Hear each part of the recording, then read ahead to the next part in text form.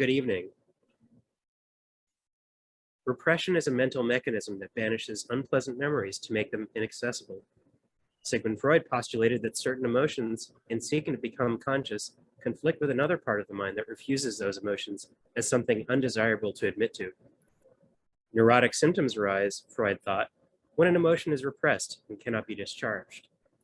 While repression can be associated with trauma, neurotic symptoms can also be caused by instinctual impulses that seek to be acted upon. Welcome everybody to Thunderdome Metal Reviews. My name is Gabe Cooper. I'm here with my friends David, Tracy, and Ben, and we're here tonight to review the record Souls at Zero by Neurosis. How y'all doing tonight? I know it wasn't intentionally meant this way, but I feel like this album is direct, like, damn it, Tracy, this is for you and all your power metal. And that album you had us supposed to do last time, so I have to repress that memory with this album. That was not my thought, but now that I've heard it, it's all I'm ever going to think. Like sure, that. Yeah, just too. like Gabe finally sticking it to Tracy properly. But to do that, I have That's so funny that everybody thinks I just trying to get back at Tracy with this. It lines up to but it's interesting to hear what you think. So Ben, why do you think I picked this record? I honestly have no idea, but Okay. I'm glad you did. If I were to, I think that because the early Neurosis often gets lumped as sludge, and this is the first album, which we'll talk about here in a moment. And so I think that this is a more interesting musically evolution from the I Hate God blast we did just like 2 weeks ago. Would be my guess. Okay. Yeah, I didn't. Go ahead. No, you go ahead. No. I was going to speculate why I thought you picked this band.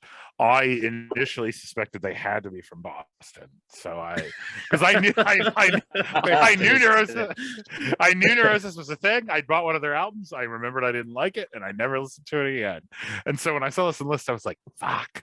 And so I'm like, "What Boston hellishness hath you wrought, Gabriel?" And then I was like, "Oh, okay, Oakland. All right. Oh," and I got to admit, man. Well, no. I guess you haven't actually told us why you picked it, but I like this more than I thought I was going to. Especially the more I tortured myself with it, the more I was like, oh, it's like Ministry but slower. Like it was. I think I Heart God also was like the Clockwork Orange eyedropper situation. Because I Heart God. I Heart God. Yeah, that's after a listening different to all band, that, but... I Heart God. This was just like an easy pill to swallow. So I liked it more than I thought I was going to, and I thought, I don't know, I just assumed it was from Boston. You can't blame me. You know the money he gets. That's true. Yeah. Kick back. My reasoning behind why I think Gabe picked it, other than to as a counterattack to my power metal on the previous episode, I think it's because Gabe took a list of Neurosis, heard a lot about them. What's their best album? And picked an album. Well, this definitely isn't their best album, but it's a good album. I would say if I had to pick a second thing, I would think that Gabe has been listening to a lot of foundational stuff that is very influential, and that might be why he put Neurosis. But why speculate when we can just ask the man himself? Gabe, why did you pick this album? Yeah, so I think one of the things that I've been doing to pick records for the, just every week is looking at what everybody else picks and trying to pick something from a different era. But that doesn't always work.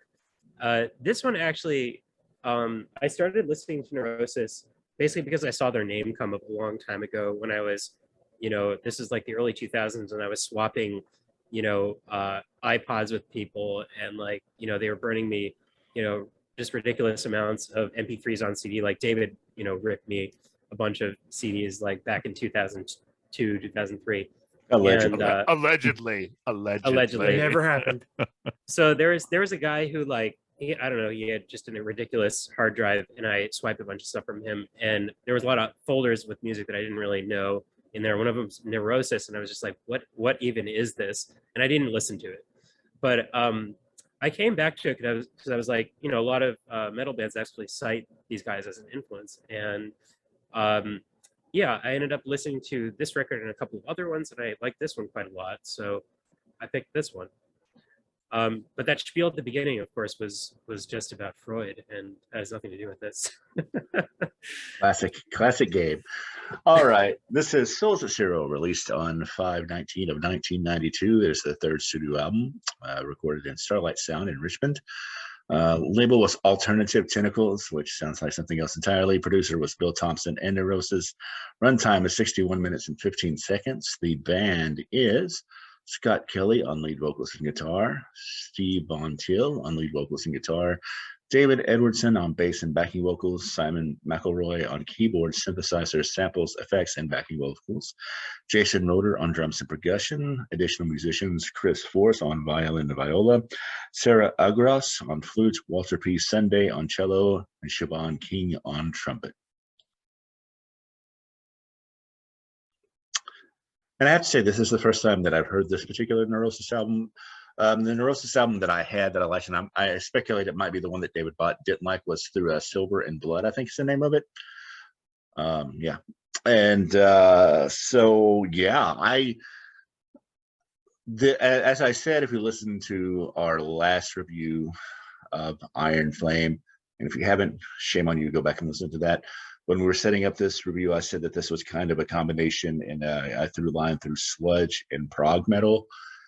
And I really stick through with this because, I love Scott Kelly's vocals. If you listen to any of our reviews of Mastodon, I've said that Scott Kelly is the best singer for Mastodon, and I stick by that. And that's Tracy Bristles with Rage. And also, it's just... this, we did that I Hate God blast that I referenced earlier not that long ago. This kind of reminds me of some of that stuff, but if it was done by grad students as opposed to addicts. So I don't know. That's a very apt description. I mean, it's avant-garde. I could see how Gabe would be in that headspace. It was exactly the album you said. Was it through Silver and Blood? And I bought it on its cover and the recommendation of the record store guy who was probably a grad student. And I listened to it and I was like, damn it. And that happened, our money was so precious. Yes, it was. I was so mad because, there was no refunds for that shit. I'd opened it up already. And it took me a hot minute to get $17 with tax or whatever together. So I was irritated. So again, when I saw this, I was mad. And then I listened to it. I'm like, oh, okay, this is kind of cool. Because this 1992 space where you're slowly being dismembered by people with blow torches or whatever, like under blacklight, like I'm in this space here. This is this fucking ministry, man. This is that. And I think there's a lot of overlap in terms of their sound. And that sample thing, I have an unlimited tolerance for that. I wouldn't like Rob Zombie. So a lot more than the rest of you, I noticed from our rankings at the end of last year. But yeah, Gabe, I admit I was wrong. This album is cool, and I pulled songs off it, and it's my apology. I'm sorry. I thought they were from Boston. It's an honest mistake / I don't know, a willful honest mistake. I really like this record, and it maybe it does sound to Ben like grad students playing with what I Hate God are doing, but if it's artsy and a little bit intellectual, I mean, I don't mind that at all. I don't see it as a big deal. It's got a lot. It's got a lot going for it in the sense that it creates a really interesting kind of oppressive atmosphere. It's very broody, very sludgy. The sampling bits are there are a lot of them, but I think they're a nice touch and they're mostly tasteful.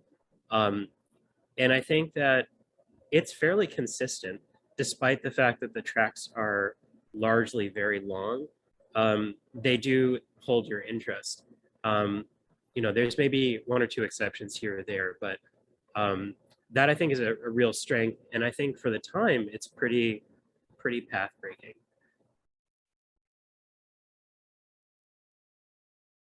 Yeah, this is my 5th album by Neurosis that I've heard. One of them I'm gonna go back and listen to. I don't think I gave it its due, and I wasn't quite as used to sludge at the time when I heard it, but I've heard a couple others, and some of them had hit or miss with me a little bit too much avant-garde with me. And I feel like this one kind of straddles that where it's just enough to where it allows a lot of creativity within the songs and the music they create and the soundscapes they do, versus being too much to grasp onto and to get a hold of and wrestle with. They do a real good job in this one of kind of threading that needle to where it's almost discomforting in a way when you listen to it, but it's not too discomforting where you detract from it. And I think they do a really good job with that on this album of kind of threading that needle. After listening to 4 I Heart God albums over and over on repeat, I was sort of ready for anything. So Gabe, you picked exactly the right moment to make this happen. Just interesting because It's totally unintentional, by the way. That's how history works, man. Like convergence, Yeah, totally. contingency, right? Because yeah, I mean, if you would have done this in 2-3 months, they'd be like, God damn it. But he still has that fresh pain of I Heart God.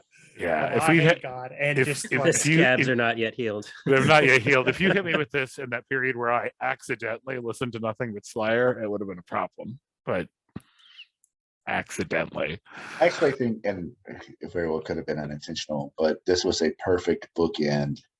And they're only separated by like 3 years to what we started off this week with Motley Crue. And indeed.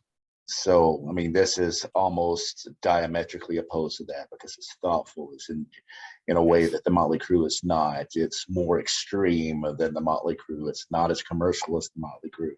It is not. It This is is much more experimental than the Motley Crue, and also significantly less commercial than the Motley Crue. So it is about as far away from that as you can get. Still California.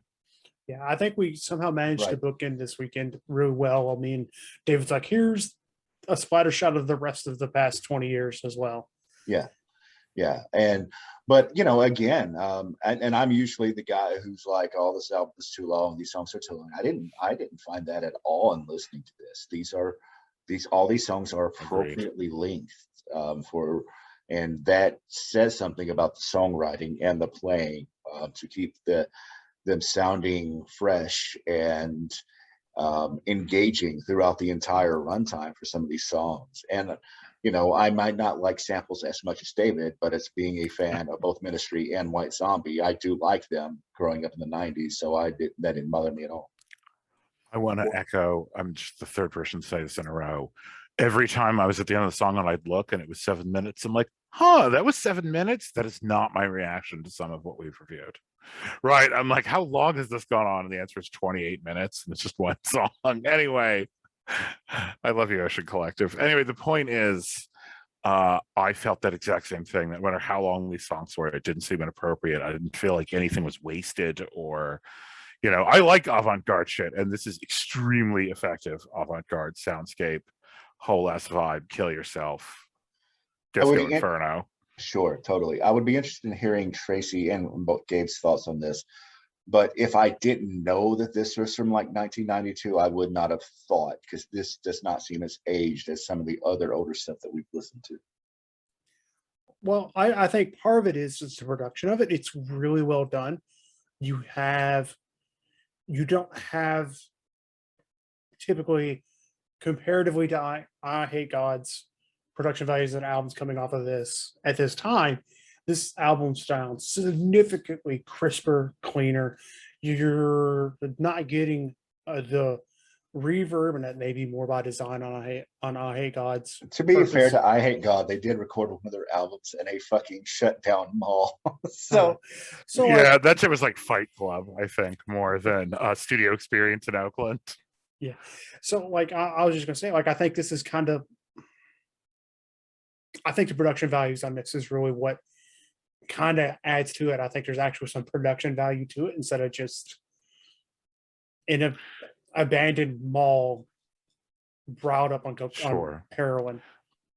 And I think their use of multiple vocalists really breaks up to what could be a little monotonous or drag. I think they're actually quite good together, which I didn't remember from the last album. Now I'm sure Ben probably felt the same thing. Like, maybe I need to circle back to that album.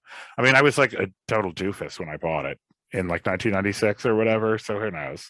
I mean, The I reason listened. I bought it was because it was on a list of the best albums of the year. So totally. Yeah, people recommended the shit out of it. The record store guy who I trust and gave me a lot of good recommendations with this one. This is one of the albums I remember vividly being like, "What the fuck is this?" Like, I wasn't happy about it at all. Maybe I'd feel differently now after what I've lived through. And I heart God. Well, and you're saying you bought it on roughly around the release of 92, right? That one was like 96. That was a couple albums after this. So you would have been 19 at the time? I was 19. Yeah. Yeah, so like Really don't smart and made great decisions all the time, Tracy.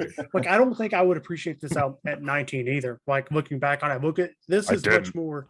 This is old. I want to say almost old man metal, like in a sense where you have some like horrible shit, or like you've lived some life to be introspective about while listening to it, as opposed to just, oh look, I just got out of high school and I'm gonna rule the world and ready to Kind of just. depends. I mean, I would say it doesn't necessarily have to appeal to, like, I don't know, someone who's more experienced. And I think if I had encountered this at 19 or 20, I might very well have taken to it, because it's like very broody. Like it's very sort of like, I don't know, gloomy and I don't know. That's sort of the mood that I get listening to this. And to Ben's question, I don't think this sounds dated. I mean, I do think it sounds pretty fresh. But that's not to say that, like, I was listening to metal back in the early 90s to to know like what sounded fresh back then.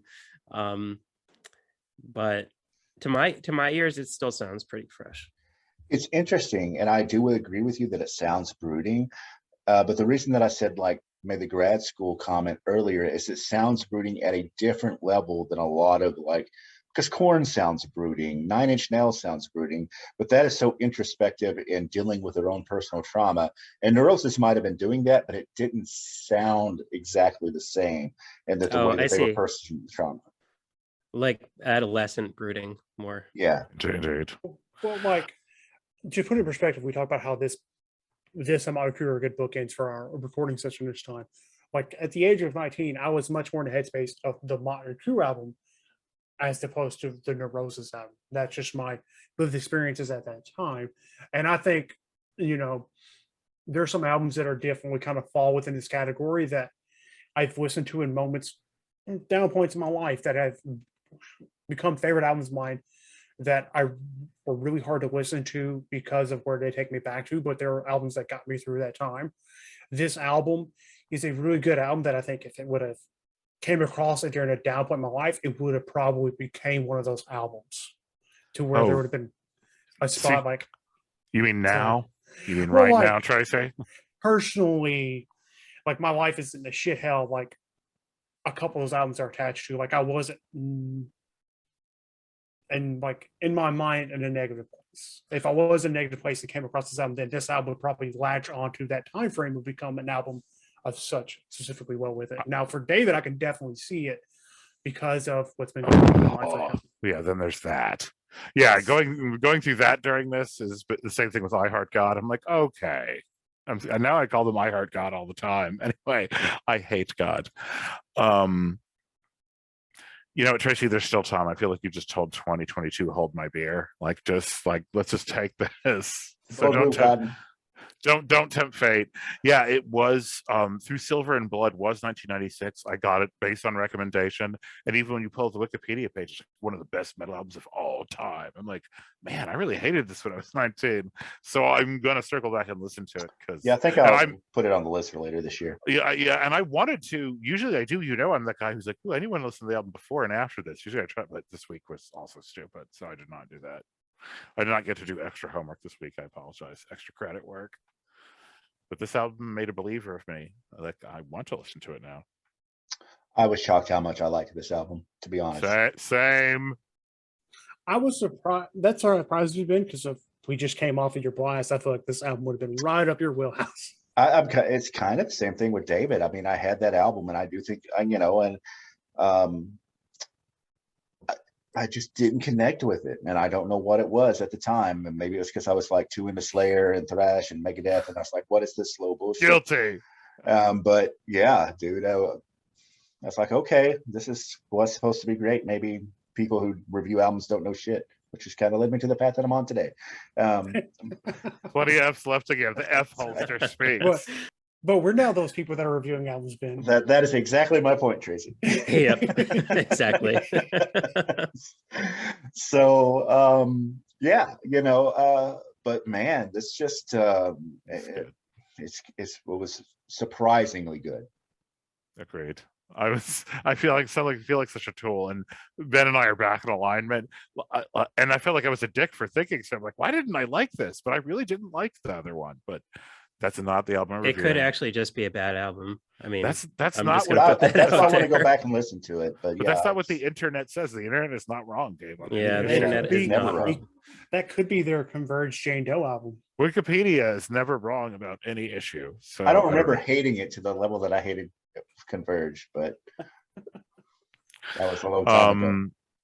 Yeah, I was pleasantly surprised, and it was a cool ride. And I put it on my "Dear God, Why Is This Happening to Me" playlist that has been built through this arc of time, Tracy, that I may never return to ever again. But it's there for me.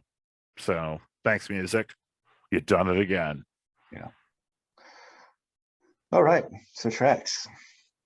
I guess I can take my drink in hand and say I kind of like them all. I'm more second Ben on that one. I kind of like them all. I think this album very much works better as a whole than pulling singles off of it as well. I think it's just a ride you hop on for an hour and a half or an hour to 2 hours and go with it and just let it take you. I am going to third that, and I did go on this ride for 2 hours because 61 minutes, but I would like loop it, so I was like hearing it twice or whatever, and I never got sick of it. There's a couple highlights. I really like Soul Zero. I really like Chronology for Survival, and what is it? Take a NASA? What is that? Take a NASA? What is that, Gabe? Help me. Takenasa or Takenasi. Whatever it That. is, it's awesome. Yeah, It's I agree. awesome. That's a standout track. That's a standout track. But yeah, I was, and I know I'm like the 8th time I've said this, pleasantly surprised, and I pretty much liked all of these. So.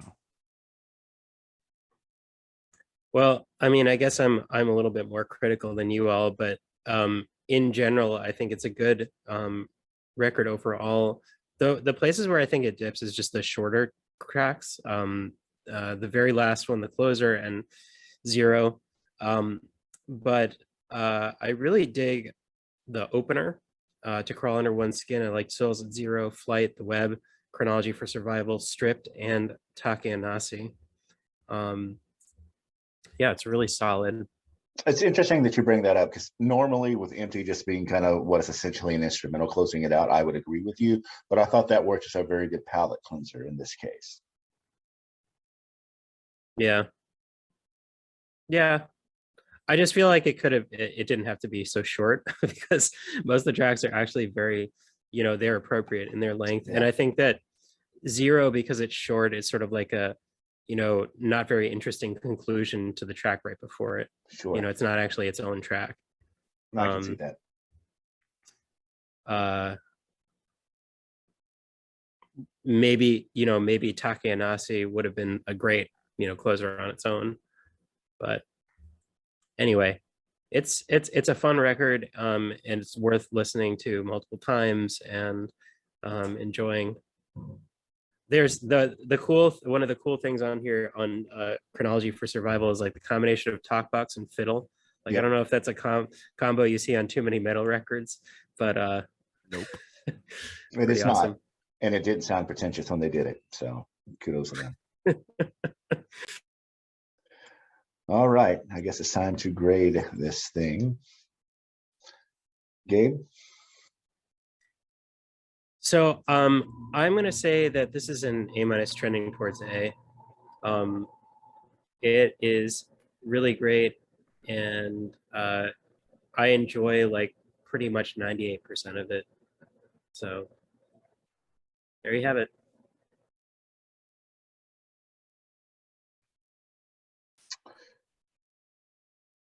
I was debating right in the same spot where Gabe was, whether this was an A album or an A-.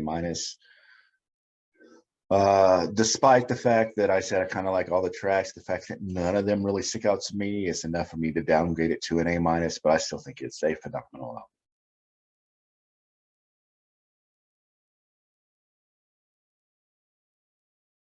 album. For me, this album, it's sitting right there on an A-, B+. So I'm gonna give it a. We'll give it an 89.5. And I'm going to come in just a hair below that, only because it isn't entirely my genre, and it could have been Slayer, but wasn't. So, it's an issue that many bands face, Gabe. They're not alone. It's a real Many. condition. Not being Many. Slayer. Many bands face not being Slayer disorder. So I'm going to give it a B+. But also that's coming up from like going into this, I'm like, this shit's going to be a D or lower. And then I was like, wait, what? So I was, I'm sort of eating crow here. And if I get into more of their shit, I'm the band loyalty guy too. Like I thought I hated this band, and suddenly I didn't. So I'm going through some things, Gabe. So you're gonna. Now you're proud of you, questioning David. I all was your gonna life suggest- decisions. I was gonna say, you should probably see someone about that Slayer neurosis you seem to have, but but I think you're making some progress. I'm trying. I'm really trying. That's what Thunderdome is about. Let's bringing everyone along. It is. Well, gentlemen, that brings us to the week high average of a 91. Congratulations, Gabe. Thank you. I'm really pleased. So I would Now- buy this album. Same here. Yep. I think I would buy this album, and I'm annoyed at my past self and my present self. So I don't, but I'd probably buy it and just feel guilty about it. So there you have it. So this would be an album I have to buy after I heard it. I wouldn't buy it off the Hell record shelf no. without hearing it first. Absolutely not. Because I definitely been- would have bought it off of that album cover because it was kind of trash, but whatever.